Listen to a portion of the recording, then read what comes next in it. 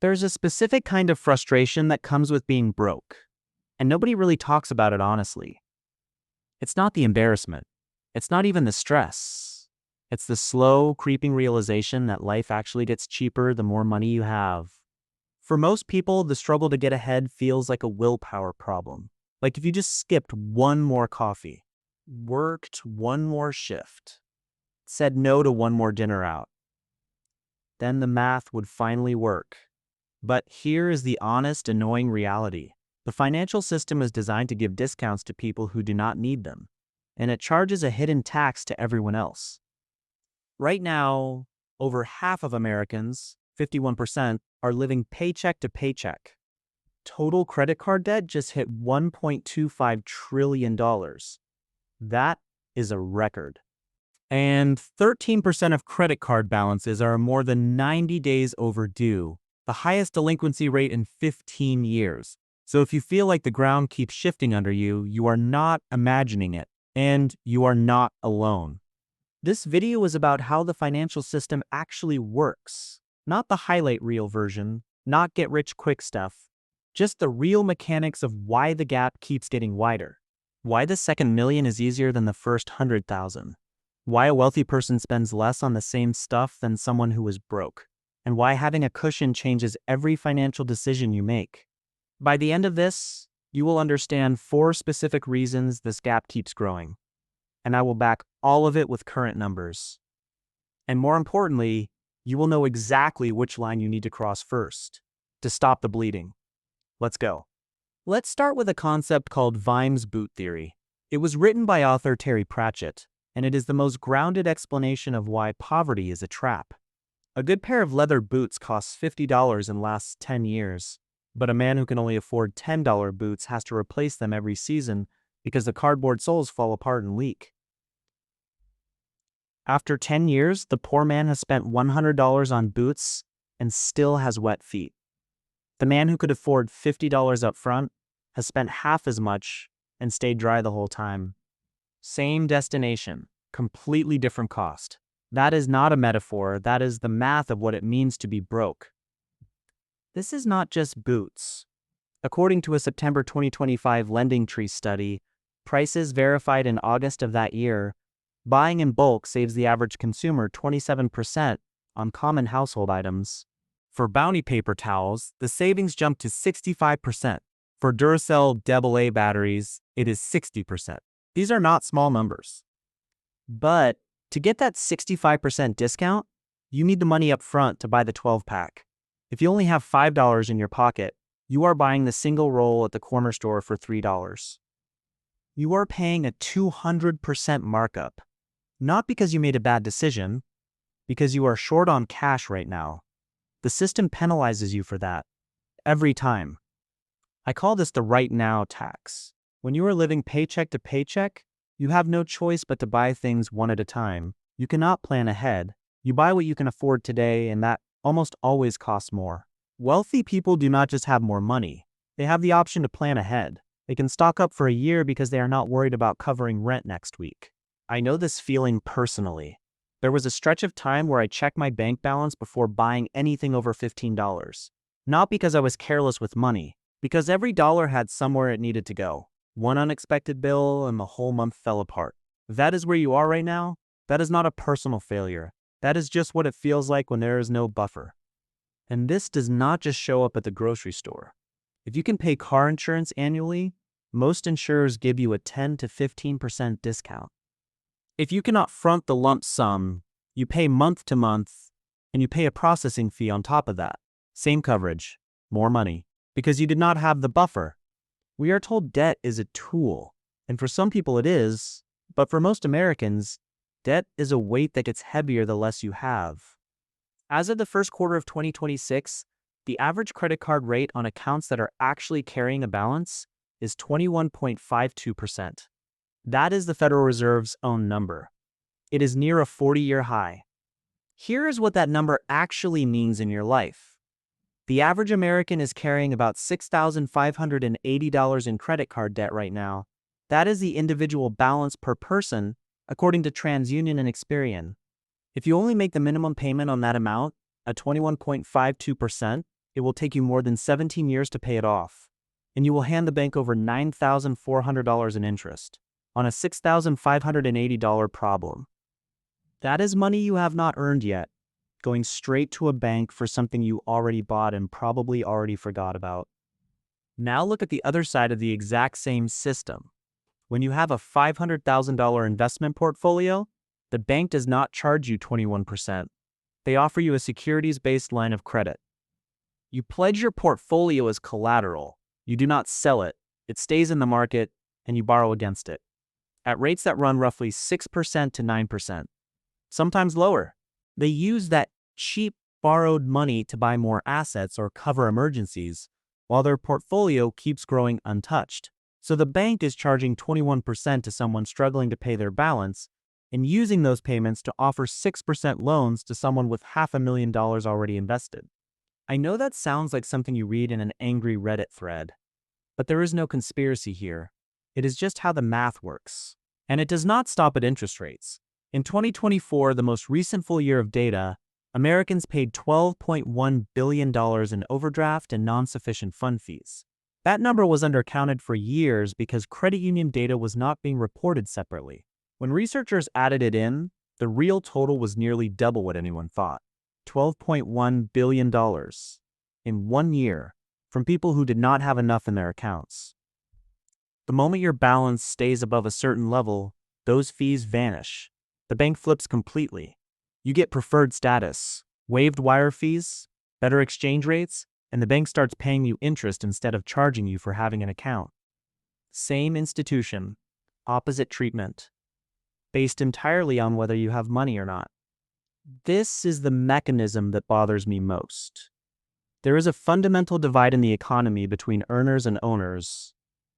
If you trade your time for a paycheck, a job, an hourly rate, a salary, you are in the most heavily taxed category of human existence. That is not a political opinion. That is what the tax code literally says. You pay income tax anywhere from 10% to 37%, depending on what you earn.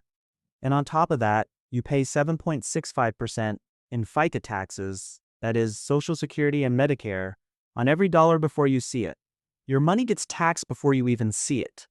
By the time you have $1 available to invest, you probably had to earn closer to $1.30.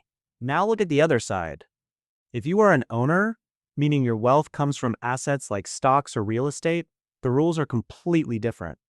If your stock portfolio grows by $100,000 this year, you owe $0 in taxes, not $1, not until you choose to sell. This is called an unrealized gain, and it is one of the most powerful legal advantages in the entire tax code. Think about what that means side by side. The person earning a salary has to earn $1.30 just to have $1 available to invest. The person whose wealth comes from assets keeps the full dollar growing every day and does not owe anything on it until they actually sell. And when the owner does eventually sell, if they held the asset more than a year, they pay long-term capital gains rates. The IRS confirms for most individuals, that rate is no higher than 15%. Compare that to income tax that goes all the way to 37%. The system rewards the person who has the capital to wait. Scott Galloway makes this point directly. It is not really rich versus poor. It is owners versus earners. And the path from earner to owner does not start with picking the right stock. It starts with building enough of a cushion that you can hold assets long enough to qualify for that lower rate. Time is the mechanism, and the right now tax eats your ability to wait. Most people focus on finding better investments.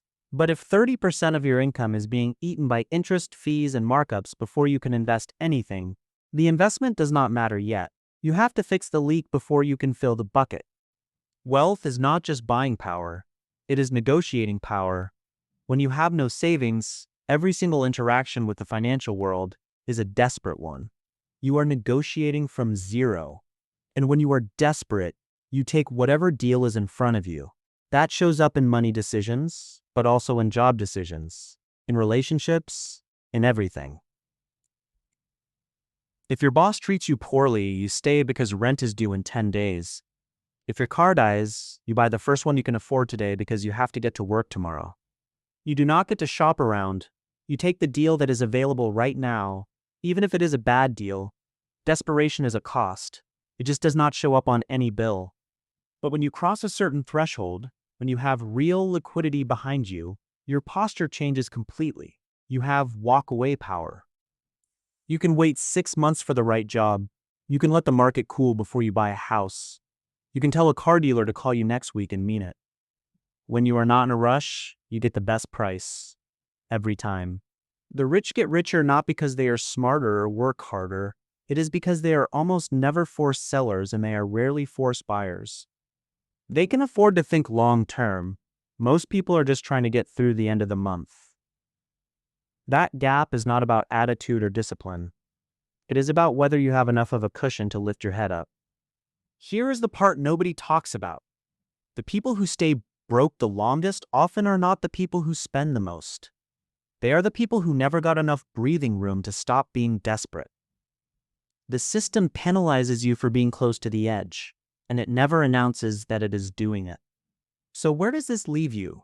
If you are watching this and you are in the earner category, paying the right now tax, carrying high interest debt, living close to the edge, I get it.